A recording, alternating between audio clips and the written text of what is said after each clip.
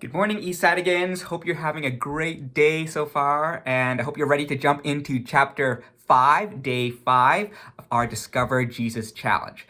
So something I like about this challenge is that it's realistic. Just one chapter a day. It's something that's not overwhelming, something that you can keep, and it also strengthens your spiritual muscles. So let's get ready to start into Matthew chapter 5. Grab your coffee, your biscotti or avocado, egg toast, whatever jumpstarts your morning, and join me into the Word of God. So, Matthew chapter 5 begins a series of chapters called the Beatitudes. Jesus is teaching some revolutionary stuff, and it was really profound in those days. So let me start with, we'll start with verse 3 and go on to verse 10. And then we're going to jump over to verse 43 and continue on to verse 44. And he opened his mouth and taught them, saying, Blessed are the poor in spirit, for theirs is the kingdom of heaven. Blessed are those who mourn, for they shall be comforted. Blessed are the meek, for they shall inherit the earth. Blessed are those who hunger and thirst for righteousness, for they shall be satisfied. Blessed are the merciful, for they shall receive mercy. Blessed are the pure in heart, for they shall see God. Blessed are the peacemakers, for they shall be called the sons of God.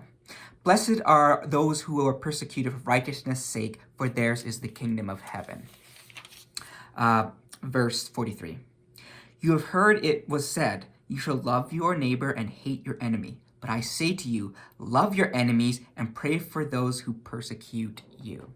All right, so this is all good stuff. Good Christian-y stuff. A lot of Christian language thrown out, thrown around. I think I see meek, love, mercy, peacemakers.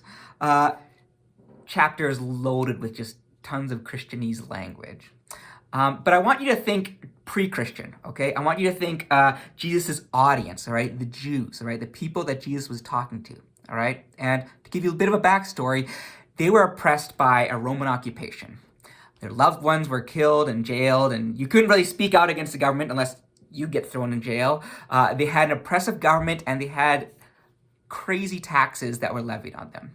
The Jews were also oppressed by their own laws. So we know about how the Sabbath, they weren't allowed to do anything. They were restricted in their movement. They were socially outcast if they disobeyed the laws. You could say they had a bit of a cancel culture even back then.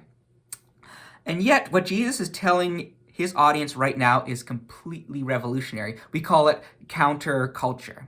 He's telling his audience to love his enemies, be at peace, and show mercy to his enemies. This is revolutionary stuff. And it's also timeless too, I think, for our generation and what we're going through now.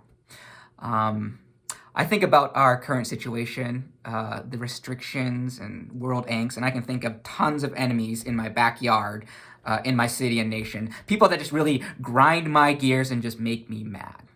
But Jesus was showing me in this chapter a revolution, to be merciful, to be a peacemaker, and to love my enemies, to love those people that disagree with me and have different opinions on what's going on.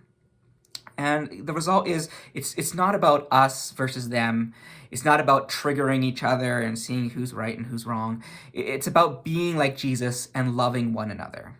That's not how we win. That's really how God wins. So I want you guys to enjoy this chapter, and don't think of it as just a bunch of beautiful Christianese language. Think of it as revolutionary words that are even relevant for today. So thanks for joining me. Be sure to like and subscribe to our channels. And in a couple weeks, we'll be having an awesome seminar on hearing God's voice. So stay tuned for details, and God bless.